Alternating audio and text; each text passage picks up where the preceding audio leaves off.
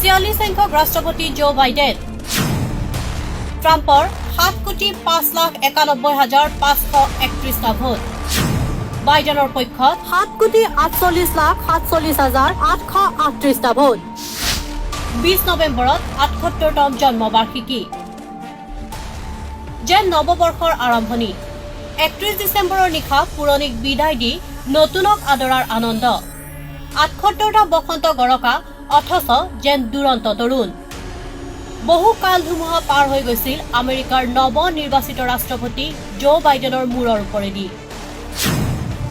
এক পথ দুৰ্ঘটনাত পত্নী কন্যাক হেৰুৱাইছিল ৰাজনীতিৰ উপৰি তেওঁ এগৰাকী সুদক্ষ ফুটবল খেলুৱৈ অৱশেষত আমেৰিকানসকলে ডোনাল্ড ট্ৰাম্পক বিদায় দিলে হোৱাইট হাউচৰ পৰা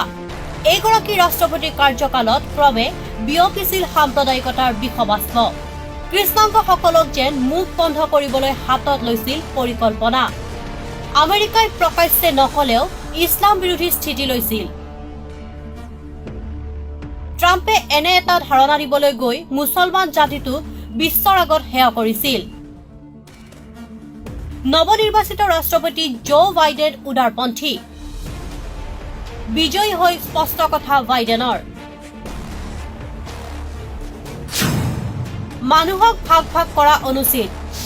ইছলামক সেই দৃষ্টিৰে চাম সকলোকে যি দৃষ্টিৰে চোৱা হয় ইছলাম হৈ গৌৰৱ কৰক ফ্ৰান্সে ইছলামিক সন্ত্ৰাসৰ বিৰুদ্ধে লৈছে কঠোৰ স্থিতি সৌদি আৰৱ কঠোৰ তুৰস্কৰ প্ৰতি ইতিমধ্যে তুৰস্কৰ সামগ্ৰী নিষিদ্ধ ঘোষণা কৰিছে সৌদি আৰৱে তুৰ্কী ৰাষ্ট্ৰপতি আৰু পাকিস্তানৰ প্ৰধানমন্ত্ৰী ইমৰান খানৰ মিলা মিছাক লৈও একাধিক ৰাষ্ট্ৰই সমালোচনা কৰিছিল বিশ্বৰ ৰাজনীতিত আমেৰিকাৰ ৰাষ্ট্ৰপতিৰ ভাষ্যই যথেষ্ট গুৰুত্ব বহন কৰি অহাৰ লগতে শক্তিধৰ ৰাষ্ট্ৰ হিচাপে পৰিচিত বিশ্বত সেয়েহে বিশ্ববাসীয়ে জো বাইডেনৰ প্ৰতি আশাৰ দৃষ্টিৰে চাইছে যেন এই সুন্দৰ ধৰাৰ পৰা সাম্প্ৰদায়িকতা ধৰ্মান্ধতা আদি অসূয়া শক্তিবোৰ নাশ কৰিবলৈ দৃঢ় স্থিতি গ্ৰহণ কৰে